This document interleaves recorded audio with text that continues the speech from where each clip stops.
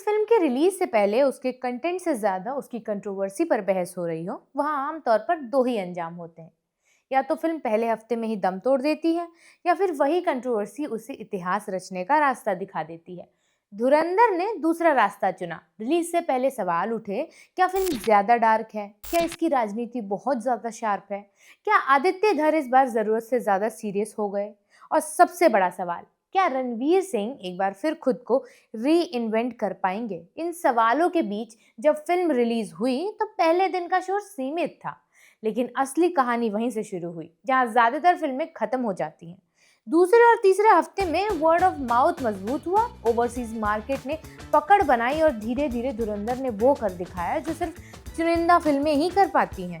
21 दिनों में 1000 crore world wide का आंकड़ा पार करना। 1000 करोड़ कमाने के मौके पर चलिए एक नज़र उन हिंदी फिल्मों पर डालते हैं जो इस एलीट मार्क को छू पाई हैं पिछले कुछ सालों में। देखिए जरा कि हमारे पास और कितने धुरंधर हैं। हाय, मेरा नाम है अनु और आप देख रहे हैं बजट बट्टू एंटरटेनमेंट।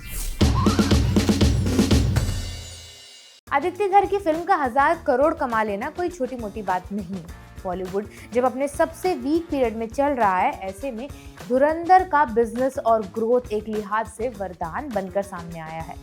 ये कलेक्शन किसी फेस्टिव रिलीज, किसी सोलो हॉलिडे या किसी सेफ फॉर्मूले का नतीजा नहीं है। ये उस स्टोरी टेलिंग का असर था जिसमें एक्शन सिर्फ शोर नहीं करता बल्कि कहानी आगे को बढ़ाता है। फिल्म के एक्शन ब्लॉक्स शार्प थे, बैकग्राउंड स्कोर साइलेंट रहते हुए भी तनाव पैदा करता था और नैरेटिव में परतें थी, ऐसी परतें जो हर रीवॉच पर कुछ नया खोलती हैं। रणवीर सिंह यहाँ सिर्फ एक्शन हीरो नहीं दिखे बल्कि एक ऐसा किरदार बन जाते हैं जो ज्यादा बोलता नहीं लेकिन हर फ्रेम में मौजूद रहता है। यही वजह है कि फिल्म ने सिर्फ ओपनिंग वीकेंड पर नहीं बल्कि लगातार 3 हफ्तों तक अपनी रफ्तार बनाए रखी। सबसे दिलचस्प बात यह रही कि धुरंधर ने पॉपुलैरिटी सिर्फ लीड स्टार तक सीमित नहीं रखी। सपोर्टिंग कास्ट के किरदार सोशल मीडिया पर अलग अलग वजहों से ट्रेंड करने लगे। किसी के डायलॉग्स वायरल हुए तो किसी का छोटा सा सीन मीम मटेरियल बन गया। यही वो संकेत था कि ऑडियंस फिल्म को सिर्फ रणवीर सिंह की फिल्म नहीं कह रही बल्कि कंप्लीट सिनेमैटिक एक्सपीरियंस की तरह देख रही है। आदित्य धर की सबसे बड़ी जीत यही रही कि उन्होंने स्टारडम को कहानी के नीचे रखा, न कि कहानी को स्टारडम के नीचे। अब जब धुरंधर 1000 करोड़ क्लब में एंट्री कर चुकी है तो उसका नाम इंडियन सिनेमा की उन फिल्मों के साथ जुड़ गया है जिन्होंने बॉक्स ऑफिस की परिभाषा बदल कर रख दी। इस क्लब में सबसे तेज एंट्री का record Pushpa the rule part 2 के नाम का है, जिसने सिर्फ 7 दिनों में 1000 करोड़ का आंकड़ा पार कर लिया था और अपने फाइनल रन में 1742 करोड़ तक पहुंच गई थी। इससे पहले बाहुबली 2 द कंक्लूजन ने 10 दिनों में इतिहास रचकर पहली बार इस क्लब की नींव रखी थी और 1788 करोड़ के साथ इंडियन सिनेमा को ग्लोबल मैप पर मजबूती से खड़ा कर दिया। आरआरआर ने 16 दिनों में 1000 करोड़ का आंकड़ा छूते हुए साबित किया कि ये गाना भी ग्लोबल मूवमेंट बन सकता है, जबकि केजीएफ चैप्टर 2 ने 18 दिनों में इस क्लब में दाखिल होकर कन्नड़ सिनेमा के लिए नए दरवाजे खोल दिए थे। इसी रफ्तार में शाहरुख खान की जवान ने भी 18 दिनों में 1000 करोड़ पार कर दिखाया था, जहां मास एंटरटेनमेंट और सोशल मैसेज एक साथ चले थे। इस लिस्ट में कल की 2898 एडी और पठान जैसी फिल्में भी शामिल हैं,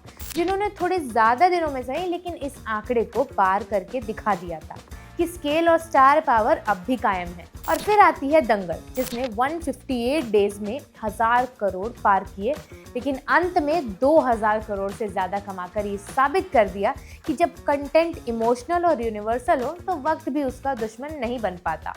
इन सब के बीच धुरंधर की एंट्री खास इसलिए है क्योंकि ये फिल्म शोर मचाकर नहीं बल्कि भरोसा जीत कर आगे बढ़ रही है। नंबर्स अचानक नहीं उछले बल्कि धीरे धीरे चढ़े और यही इसे आगे टिपिकल ओपनिंग डे ब्लॉकबस्टर से अलग बनाता है। ये फिल्म एक संकेत है कि आज की यंग ऑडियंस सिर्फ बड़े नाम नहीं बल्कि दमदार स्टोरी, रियल टेंशन और ईमानदार एग्जीक्यूशन चाहती है। शायद यही वजह है कि तमाम कंट्रोवर्सी के बावजूद धुरंधर रुकी नहीं, झुकी नहीं और आखिरकार 1000 करोड़ के उस दरवाजे को खोल दिया जहां जगह सिर्फ उन्हीं फिल्मों को मिलती है जो सच में खेल बदलने का दम रखते हैं। वीडियो फिलहाल यहीं तक। अगर आपको ये वीडियो अच्छा लगा है तो प्लीज़ इस पर कमेंट ज़रूर करिएगा और अपनी फेवरेट मूवी का नाम भी ज़रूर ड्रॉप करिएगा और देखते रहिए बजट बट्टू एंटरटेनमेंट।